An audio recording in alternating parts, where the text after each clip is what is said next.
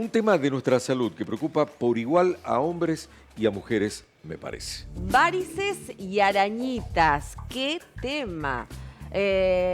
¿Has investigado, has consultado a un especialista? Si no lo hiciste, lo tenemos acá, a Alejandro Farmache, médico flebólogo, para hablar de este tema. ¿Cómo estás, Alejandro? Hola, Alejandro. ¿Qué tal? Buen día. Buen día. ¿Qué tal? Buen día. Es un temazo que realmente hay que hablar y por ahí tanto en la tele no escuchamos de este tema. Varices y arañitas.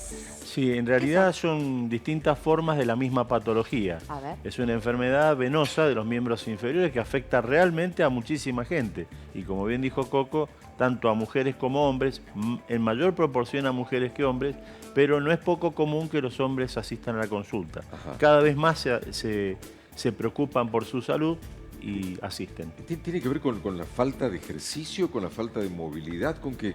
En realidad tiene que ver con un montón de factores. Para hacer una cosa muy resumida, uno diría que la varice en realidad es un agrandamiento o dilatación de las venas de los miembros inferiores, o sea, de las piernas. ¿Por qué se agrandan? Porque pierde tonismo, o sea, pierde fuerza la pared venosa Sí. y se va agrandando progresivamente. Entonces la circulación que tiene que ir hacia arriba normalmente empieza a descender. ¿Por qué? Porque no hay válvulas, es decir, esas paletitas que trabajan contra gravedad, que permitan que la sangre sube. Entonces sube y baja como un pistón prácticamente. Ajá. Y eso hace que se genere gran presión venosa y eso transmite todos los síntomas que ya en algún momentito voy a mencionar. Pero la realidad es que, un poco respondiendo a tu pregunta, de qué, digamos, por qué se generan, por qué se Sí. producen, básicamente es porque hay un componente genético hereditario. Hoy hay trabajos que se han hecho en distintos centros del mundo de genética muy avanzados, que se sabe perfectamente y se ha identificado los genomas, o sea, cada gen está identificado, son 6 o 7, pensábamos en un principio que era uno, son 6 o 7, y particularmente hay uno que es el SOX2, nombre que tienen los genomas, tienen como códigos, Sí. que verdaderamente es el que se transmite de padres a hijos, que hace que esa debilidad en la pared y en las válvulas se vaya gestando progresivamente y en distintos niveles. Lo hormonal también incide de forma significativa, pensando también que las mujeres somos las que más tenemos por ahí ese tipo de apariciones. Totalmente, inclusive no solamente, ahí en ese caso, no solamente la herencia, sino los factores hormonales. Por ejemplo, embarazos repetidos. Se sabe que a partir del tercer embarazo es más probable que una mujer que tenga varices.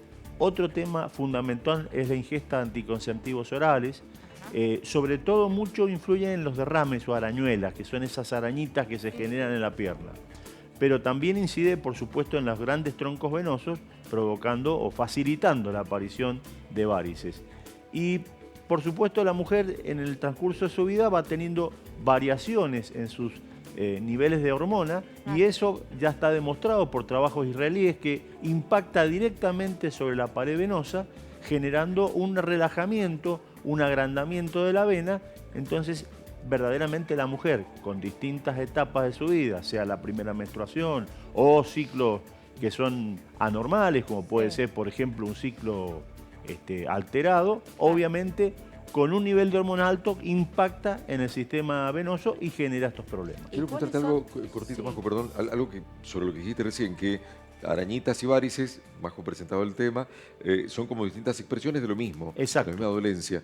Pero cuando se ven esas venas casi como salidas, Correcto. parece como más preocupante el tema. ¿Es tan preocupante Sí, una sí. cosa como la otra? Sí, es más preocupante el tema de la vena salida. ¿Por qué motivo?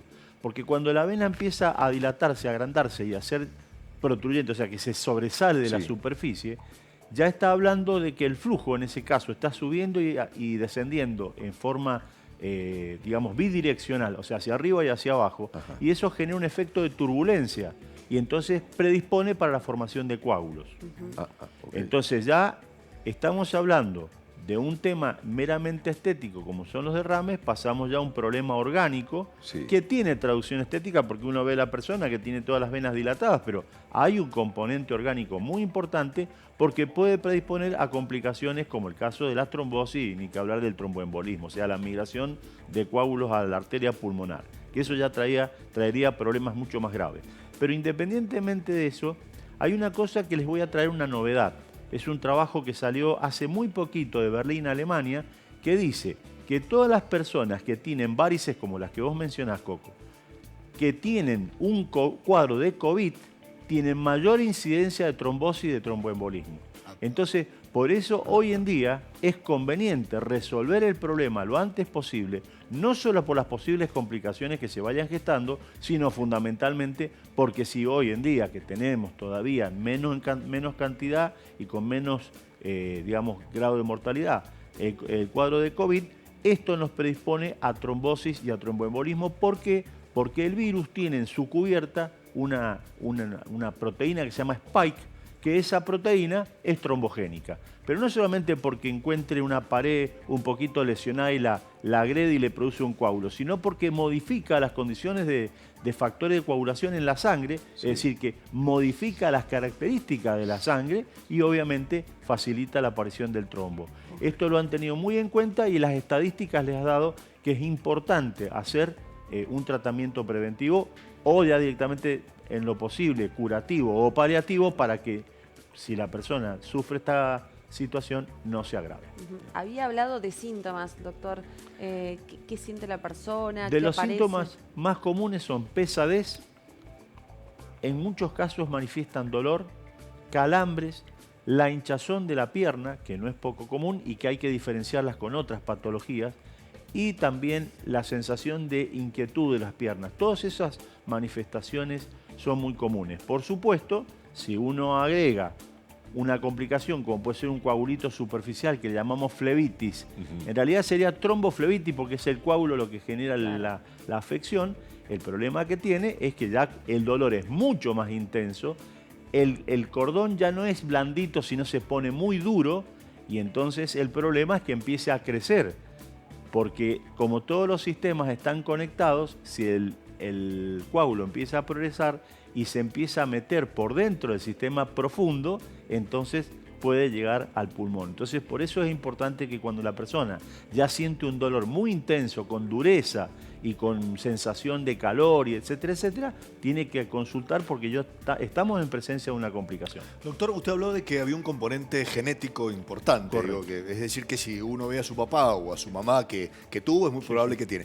¿Qué puede hacer una persona que todavía no desarrolla el cuadro como para prevenir? Digo, hay cuestiones en la vida, ¿de qué manera nos cuidamos como para ir previniendo esta patología? Bueno, en principio muy importante una dieta balanceada, actividad gimnástica, es muy importante. La actividad física como la natación, la bicicleta, la marcha rápida, andinismo, todo tipo de trabajo muscular que fortifique las masas musculares ayuda. ¿Por qué? Porque la pantorrilla, que es esta parte inferior de la pierna, hace de fuelle. Entonces cuando se contrae la masa muscular, exprime los lagos venosos y eso hace que ayude al retorno. De tal manera que es muy importante la actividad gimnástica y por supuesto tratar de no andar con prendas demasiado ajustadas, que hoy en día la moda impone ese tipo de sistema, pero bueno, tratar de hacerlo con no tanta frecuencia para que pueda circular mejor el cuerpo.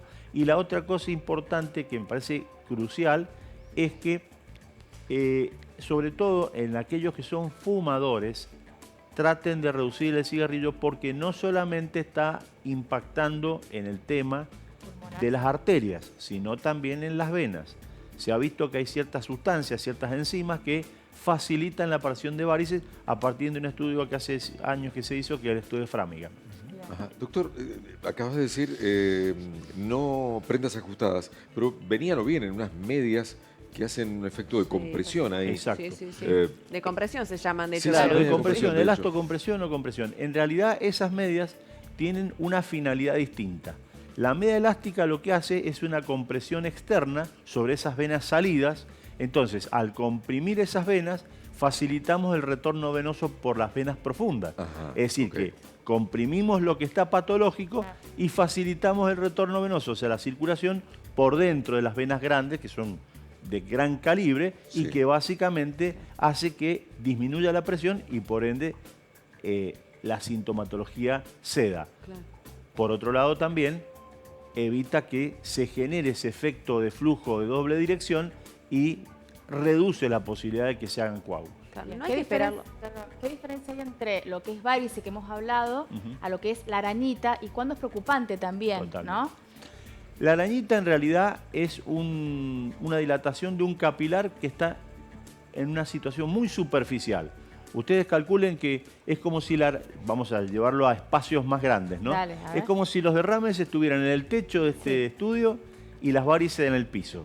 Hay una diferencia de profundidad muy importante. Pero además hay una diferencia de calibre. El derrame es una dilatación de capilares generado por un efecto hormonal fundamentalmente. Ajá. En cambio, la varice es la dilatación de venas de mucho mayor calibre que, por supuesto, no solamente traen mayor sintomatología, sino que visiblemente, como bien decía Coco, se generan como si fueran cordones bien salidos que cuando verdaderamente la persona tiene un calibre importante, el hecho de estar parada lo incrementa en una forma realmente importante. El color de esa varice, que a veces suele ser más verde, las más importantes que decimos, puede ser que sean más verdes, más gruesas visiblemente, o no tiene nada que ver. No, sí, puede ser más verde o más azulina, eso tiene que ver un poco con la fineza de la piel, etcétera, etcétera. Sobre todo efectos de luz, ¿no? Hay veces que se ven más azul, otras veces se ven más verde, pero lo importante que si uno palpa la vena y la ve, está definiendo que esa vena está patológica y por ende para ello se hace una serie de estudios como ecodoppler color, en fin. ¿Se operan o no, doctor? Bueno, en el siglo XX la cirugía era la que mandaba. Prácticamente del año 1905 hasta el año 1990 hubo un patrón de tratamiento que era la cirugía. Muy pocos se hacían con tratamiento médico, la mayoría con cirugía y consistía en el arrancamiento de la vena principal, o sea, se sacaba, se extirpaba. Posteriormente aparecieron otros procedimientos, como el caso del láser, que trabaja con una sonda a prácticamente 120, 80 grados de temperatura dentro de la vena, con lo cual literalmente se cierra. Y luego también hay otro tipo de método, como el caso de la espuma, que es una mezcla de aire con líquido, se hace como una especie de crema de afeitar, que se inyecta dentro de las venas y que las obstruyen. Pero ha dado menos resultados, por lo menos en lo que a los resultados que las guías americanas han manifestado. Yo tengo un método que hace 20 años que lo utilizo, que es con clip de titanio, que en realidad lo que yo hago es un estudio, un mapeo hemodinámico con ecodoppler, que es una ecografía a color de las piernas, veo dónde están los orígenes de la enfermedad, se coloca mediante una pequeña incisión, se coloca un clip, que es como un stent por fuera de la vena, y eso descomprime en la sala de operaciones todo el sistema venoso. Obviamente toda la sintomatología, lo que es y además el reflujo, la hipertensión, cede. Se reducen, por supuesto, los niveles de complicación. Claro. Tiene una amplia cantidad de indicaciones. Eso lo patenté en Estados Unidos en 2007, o sea, es de mi autoría. Lo presenté en el Congreso Mundial y está publicado recientemente en una revista inglesa de un alto nivel científico, con lo cual han entendido los cirujanos del mundo que es una alternativa a tener muy en cuenta, sobre todo porque al ser poco invasiva, el paciente se recupera muy rápidamente, y sobre todo porque además tiene otras indicaciones, además de las varices en particular o de las úlceras, que sería una complicación importante, que es pacientes que tienen, por ejemplo, obesidad moderada o mórbida, pacientes que tienen problemas de coagulación o pacientes que son diabéticos. Todos esos pacientes pueden acceder, cuando tienen patología venosa concomitante, pueden tener esta resolución que es mucho menos agresiva y que en realidad repara, por eso se llama AF reparación.